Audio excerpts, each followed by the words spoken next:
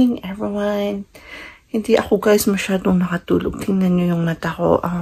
It's like 4 hours or 3 hours na yung tulog ko kasi sobrang init talaga siya ngayon. This past few weeks, sobrang init na pakiramdam ko. Although kahit hindi naman siya mainit talaga. Si Artois, nakatulog siya ng mahimping. But ako hindi kasi older frequent na pag-ihi, and then hindi comfortable yung pagtulog mo, masakit yung mga katawan mo, masakit yung paa mo, and then nagugutom ka, tapos sobrang init.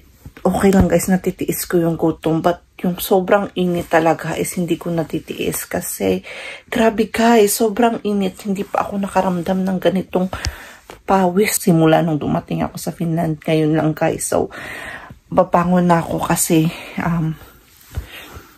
magko-coffee tayo. Yes guys, nagko-coffee ako paminsan-minsan. Tapos, upo tayo dun sa labas para magpainit kasi alas 8 or 7:30 ata. Let's see. Yeah, 7:37 pa lang siya. Siya masyadong mainit. So, tapos maglakad-lakad tayo dun sa beach. But, yes, gising na tayo. And, buksan lang natin yung bintana.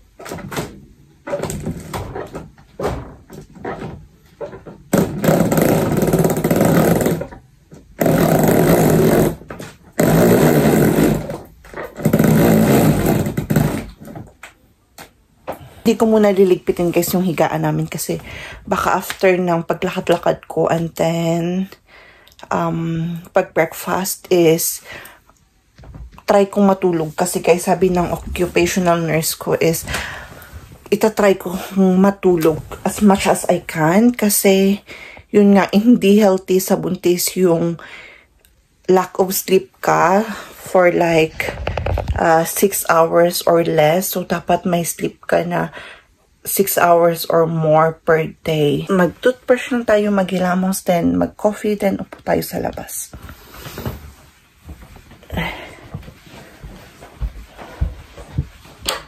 Pagkat natin yung ilaw dito. Good morning. Good morning. I thought you want to sleep. No, because I'm hungry. Si Arto ngayon guys is may work siya. Magsa-start siyang work. May kanin pa ako dyan. And then, kuha tayo ng pan.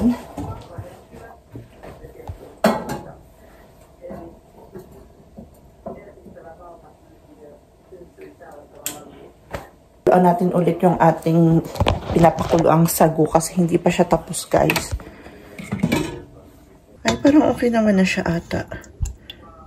Parang naluto na dyan siya sa sa tawag dito sa mainit na apoy kagabi. Parang okay na to. After breakfast siguro is try natin. Tingnan nga natin.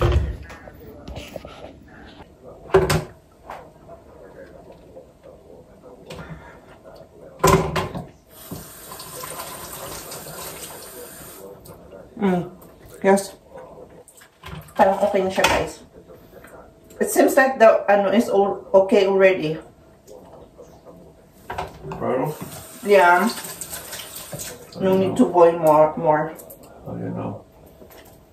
I taste it. Toothbrush lang ako, guys, and then maghilamos. Tapos magtitimpla ng kape. Ayan nga, guys. Nakapagtimpla na tayo ng coffee. And then may pula ako dito na tinapay. Finished bread to siya, guys.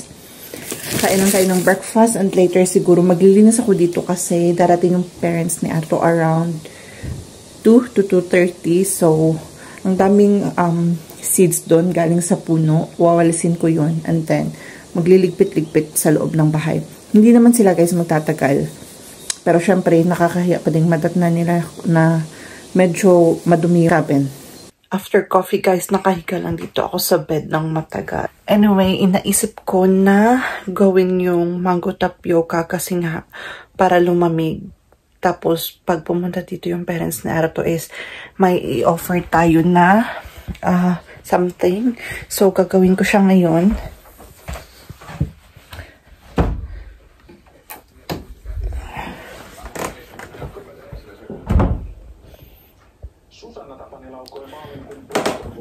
May trabaho si Arto ngayon.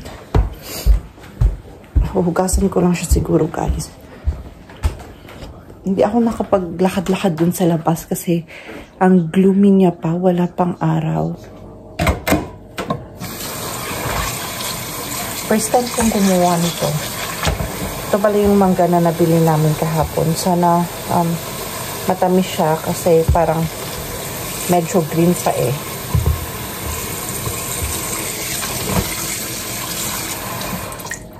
Medyo mahal guys yung mangga dito.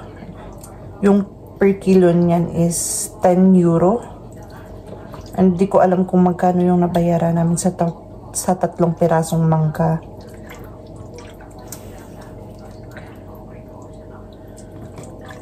Tapusin ko lang to guys and then balikan ko kayo mamaya. Tapos na tayo doon sa labas. Tapos na akong gumawa ng mango tapioca. Minadali ko yung paggawa. Sobrang sakit ng puson ko. Kahit tapos na ako guys sa aking antibiotics is still andyan pa rin yung sakit ng aking puson. Yung feeling na dysmenorrhea, ganun pa din siya, walang pinagbago. So, magpapahinga lang ako konti. Try kong matulog ulit. Tapos, balikan ko kayo mamaya guys. Update ko kayo kung ano yung mga gagawin pa natin for today's video. Papunta na tayo ng beach. Maglakad-lakad tayo dito guys habang hinihintay namin yung in-laws ko. Yung simoy ng hangin is medyo malamig siya. But it's okay kasi may araw naman. Kaya naka-sleeveless lang ako. And tingnan nyo guys yung liig ko. Maitim siya but okay lang kasi due to pregnancy naman siya. So, babalik din yan sa dati pagkatapos natin manganak. Yan, malalaki sila guys. Andun pa. Kaso hindi medyo kita kasi may puno. But yes. Walang tao. Ako lang mag-isang naglalakad. Kanina man nakita akong mga matatanda. Ganda dito guys.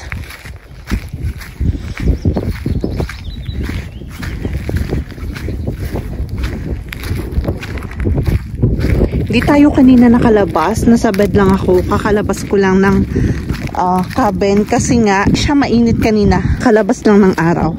Kaya medyo mainit.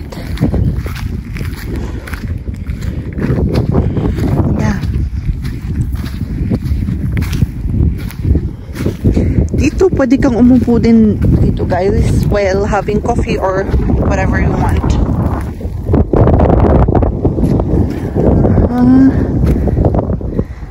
Yep.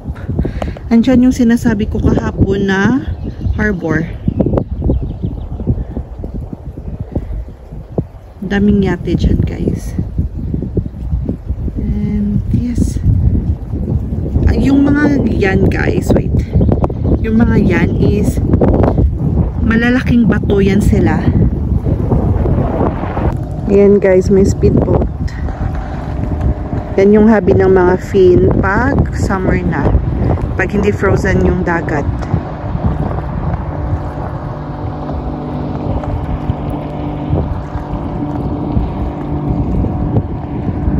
Doon yan siya guys pupunta sa may harbor. Nakaalis na kami ng cabin guys. Diyos ko, nakatulog ako sa sasakyan kasi kanina minasage ni Arto yung paa ko. Tapos nakatulog ako sa sofa. Tapos ginising niya ako kasi sabi niya uwi na daw kami. So nag-continue yung tulog ko sa sasakyan. Nandito kami ngayon sa park naglalakad. And Arto, there's a lot of people. Maybe there's a wedding. Let's go.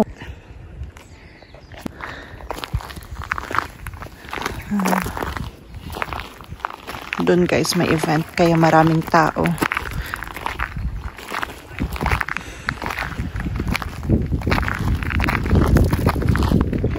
Yung oras ngayon is 6:30.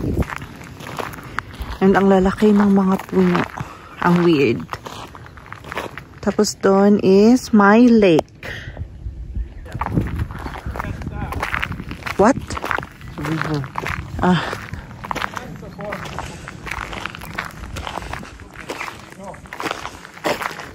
Ang taas-taas ng puno na to. Nakakatakot, parang matutumba siya.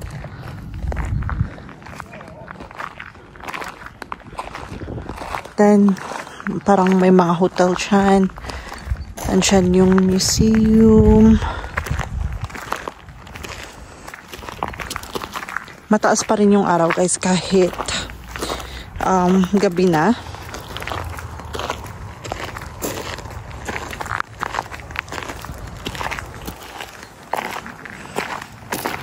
Na kami ng sasakyan guys. Kasi naiihina ako.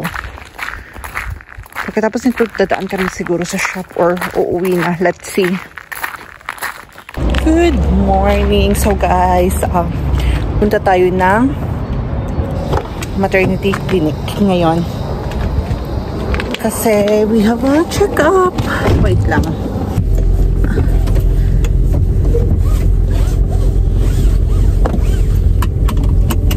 Okay.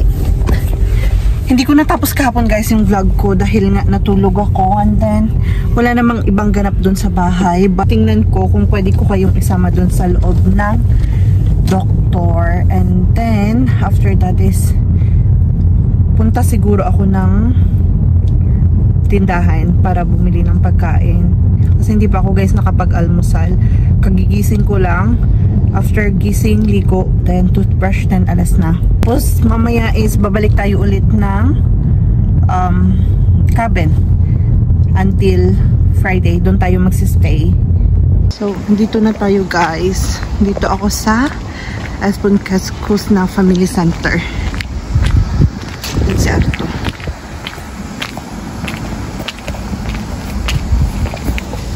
Ako yung ID card ko or yung card ko. Maternity card.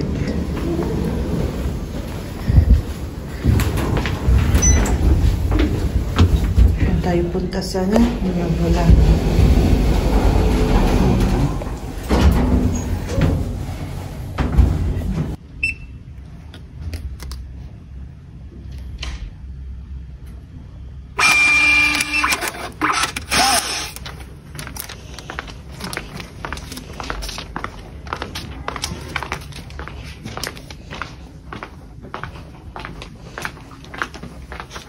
So, kailangan natin iwan yung sticker natin dito.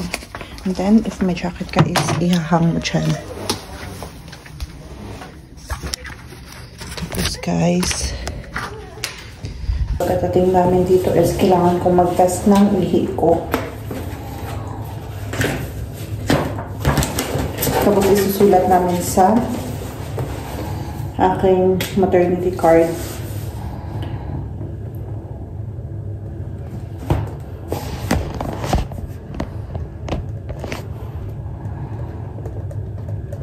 Is it normal? Before. Yeah.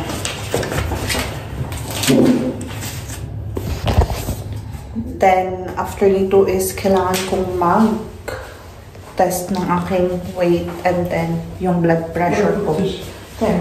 Dito tayo guys, mag-check. May pang blood pressure sila and then yung weighing scale. Uy. Ito.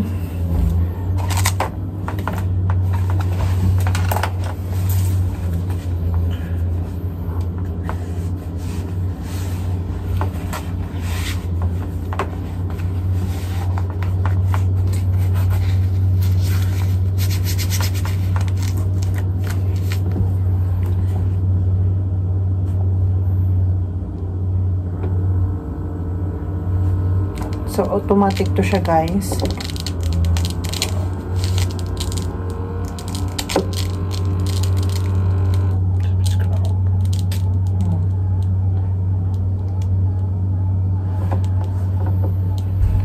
Ayan, guys. Tapos, isusulat doon ni Arto. Tapos, i-off natin. Maghintay tayo ng 1 minute. 1 minute lang. Tapos, i-on natin again para sa second one. Kasi, yung kinukuha nila is yung pang second one, guys. Ito na yung pang second one.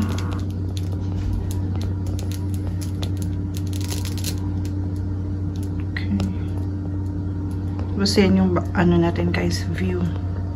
Highway.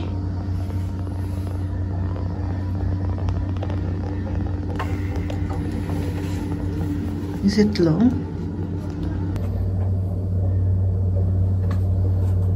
No.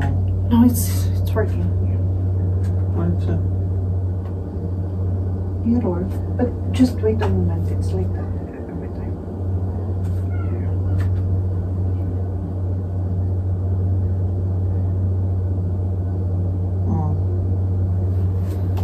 How much is it?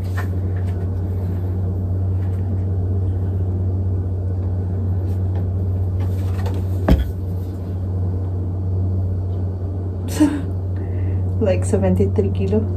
2 kilos more than last month. It's not that bad. No. Babies. So, nag-add ako guys ng 2 kilos since last week. Last month.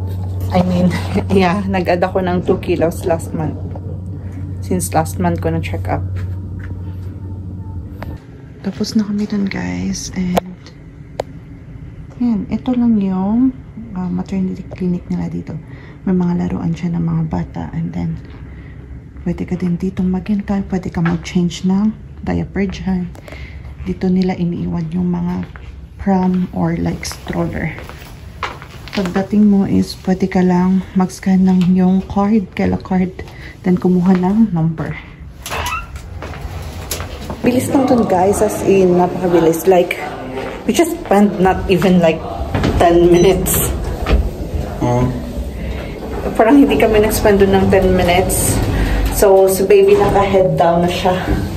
Head down. His feet is here. That's why it's extended up to here.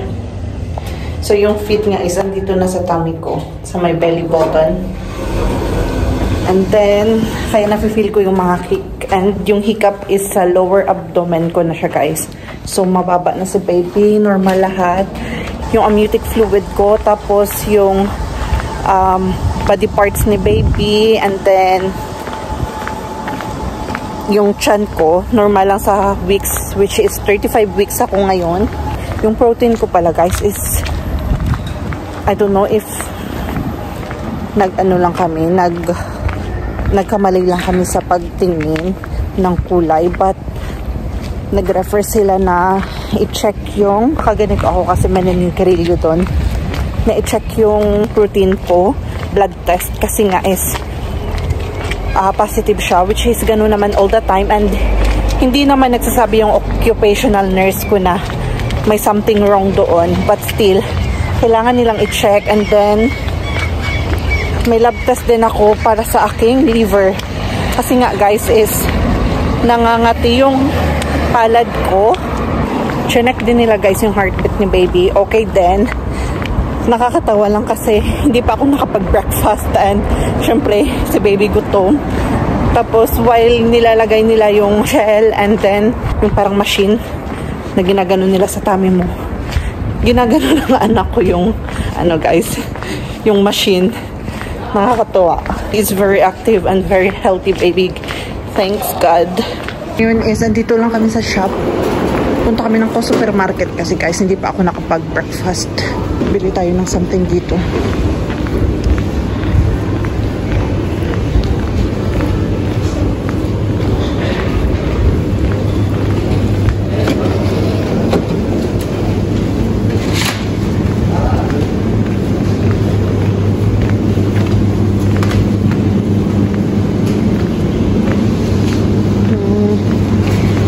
Tayo ng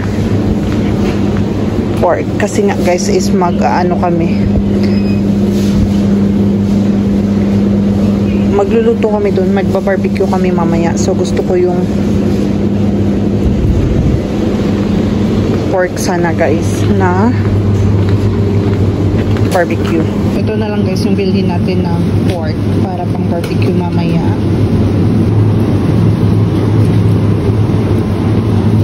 Try natin yung hotdog kasi wala tayong barbecue stick.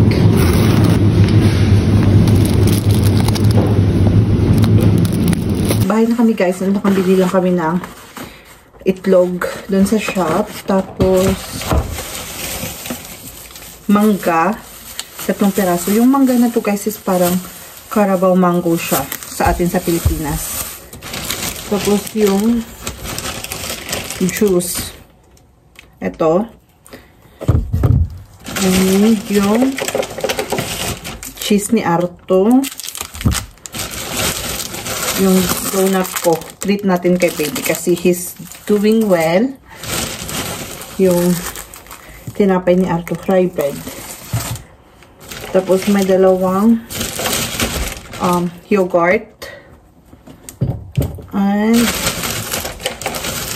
mais. Luto na to siya guys, yung mais na to. 2. Tapos yung mushroom. Yung hotdog ko. And then, ito yung pinaka-excited ako guys. Pork. Ito. So, yung bili ko dito is like €8.23. Tapos, kailangan ko pa to siyang hiwain guys kasi hindi pa siya nakahiwa. So, i-marinate natin to and then, let's do some barbecue sa cabin mamaya. Magliligpit lang ako guys, then kakain ng breakfast. Nasa cabin na tayo ulit guys, and hindi ako nakapag-vlog kanina nung umalis kami ng bahay kasi nagmamadali ako. Pero dumaan kami kanina sa shop bago kami pumunta dito. Dumaan kami sa apteke or pharmacy and then dumaan sa Asian store. Tapos hindi na ako nakapag-vlog sa sasakyan kasi maingay nga yung gulong. Pero sa Asian store nakabili lang tayo guys ng eto. Yung suka and then patis or toyo. And then, nakabili ako guys ng mackerel. So, i-ano ko to siya. Mag-iihaw kami ng isda. Tapos, yung ketchup. Ito. And then, Indomie. Bumili ako 4. Indomie or pansit canton guys. Tapos yung saging or saba na frozen. Tapos nakabili ako guys ng calamansi. So yung calamansi is frozen to siya. May mga tinda naman na ganito guys sa Asian store. I think it's around €1.90 yung isang pakete. Defrost lang natin kasi magmamarinate ako ng baboy.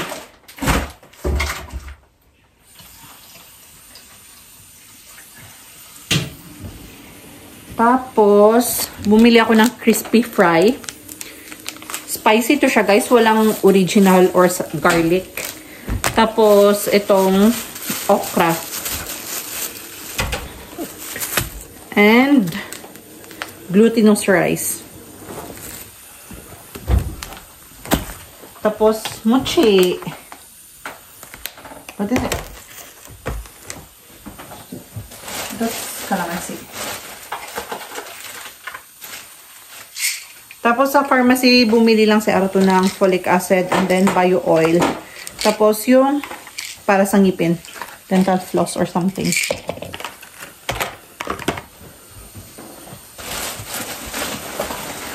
Then,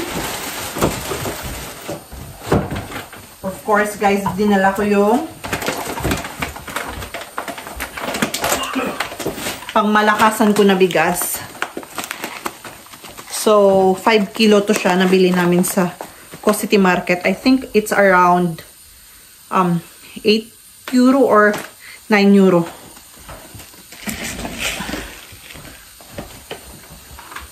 Then, itong pineapple chunks is galing sa bahay. Tapos, ito lang, vitamins ko. Tapos, nagdala ako ng screwers. Ito. Pang ano to siya guys, pang air fryer namin. And then yung pang ganyan ng baboy. So, ayan na guys. Nilagyan ko lang yan siya ng toyo, then Sprite, tapos calamansi, pepper, and garlic. Yan yung, and sugar pala guys. Yan lang yung ginamit ko pang marinate. Tapos, ito is ketchup, tapos oil. Tingnan natin dito kung ano na yung nilagay ni Arto. Arto, just lower the fire. Because it will gonna burn easily. Yeah nga, but it shouldn't be like that. So, yung iba guys is ilalagay namin sa stick or skewers. Metal siya kasi hindi ako nakahanap ng barbecue stick talaga katulad sa atin.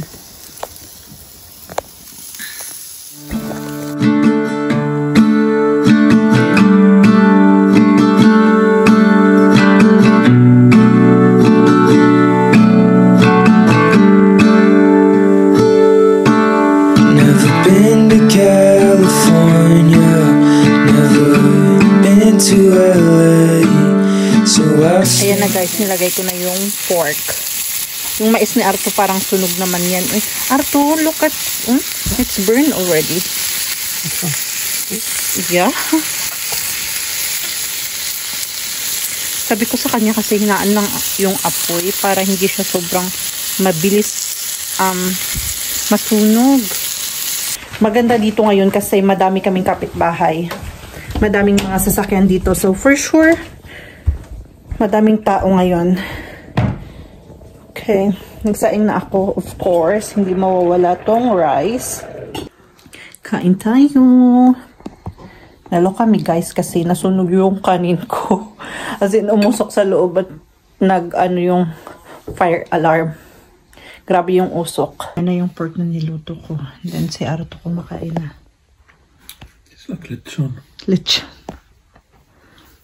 Kakatapos ko lang kumain guys and maglalakad-lakad lang kami pang patunaw kasi busog na busog ako. Hindi busog pero parang gutom pa din ako guys. Yung nafe-feel ko is busog ako na gutom. Hindi ko naintindihan. Punta lang kami dun sa isang cabin na tiningnan ng nanay at tatay ni Arto kahapon. So andito na kami guys. Ito yung balak nilang bilhin. What do you need? I need you to take measurements with me. Okay.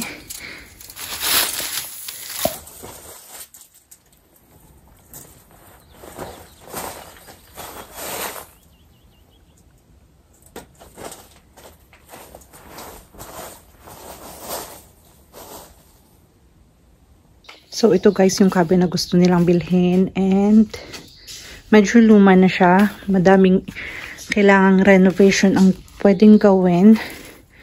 Pero yung tatay ni Arto kasi guys is maganda naman yun.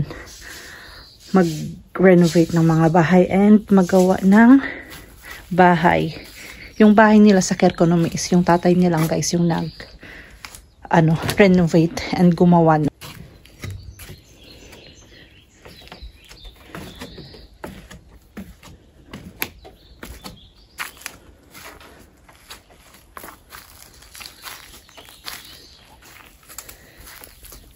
Parang may storage dyan sila na maliit sa baba. Nilalagyan ng mga kahoy. Hindi tayong pwedeng pumasok guys kasi wala tayong susi. And aside sa storage dyan sa baba, meron ding storage dyan. Kaso guys, medyo sa taas to siya ng hill. Unlike doon sa isang cabin doon sa baba. Is harap niya yung beach talaga.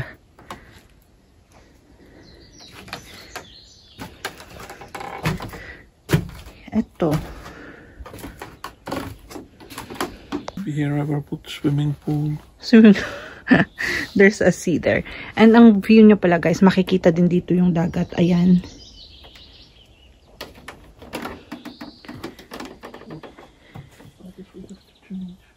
Yeah. I hope... But I think the building itself is in a pretty good shape. If you buy a house, it's not included, like nothing that can be moved is included, but then you can of course discuss with the seller. I don't know if they still gonna get this.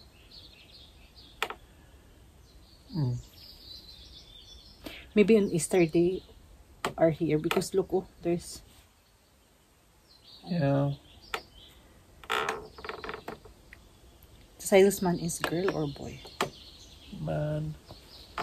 May katabi din sila dito, guys. So, yung mga cabin dito is according sa kung saan banda sila naka-locate. For example, dito. Dapat pare-pareho sila ng kulay. And doon sa baba. Pag dyan, dapat pare-pareho din sila ng kulay. So, ini-imagine na ni Arto kung ano yung gagawin niya dito, guys. And kung ano yung mga i-renovate pa. Medyo masuka lang dyan sa mga ganyan. Kaya nga sabi ni Arto, ang mga ahas daw is gusto nilang hide or magtago sa mga ganyang mga bato kasi mainit. Yan. Yun yung dahilan, guys, kung bakit sila andito kahapon. Kasi diba sabi ko sa inyo is hinihintay ko yung parents ni Arto. So, yun yung dahilan kasi gusto nilang bilhin yung cabin na yan and ibibigay sa amin. Kasi sabi nila is hindi daw lagi na bakante yung isang cabin doon. So, dapat mayroon din kaming sa amin. Pero, dinala niya ako dyan kahapon, guys. Kasi kahapon nung nagpunta sila dyan is andun ako sa Dalampasigan, naglalakad-lakad. So, hindi ko sila naabutan dito. And, nung pauwi na sila, sabi niya, punta daw dyan kami, guys. And, damdamin ko kung gusto ko ba magstay dyan. Kung para ba talaga sa akin yan. Kung ano yung nararamdaman ko. Babait ng mga kapitbahay dito. Hindi sila katulad nung pag andun ka sa city or sa apartment sa bahay, ganyan. Dito nagsasmile sila, nag-iimika, naghahay. Pero doon sa bahay, usually yung mga tao is umiiwas. Kasi dito, guys, yung mga nagsistay dito or yung mga nagmamayari ng mga cabin na to is mga matatanda na sila, mga retired. So, mostly yung mga tao is kumukuha ng cabin dito para mag-relax. Kasi nga matatanda na sila, guys. And malapit sa dagat. Liligpit lang ako, guys. And magre-relax. Yung oras ngayon is 8:20 na ng gabi.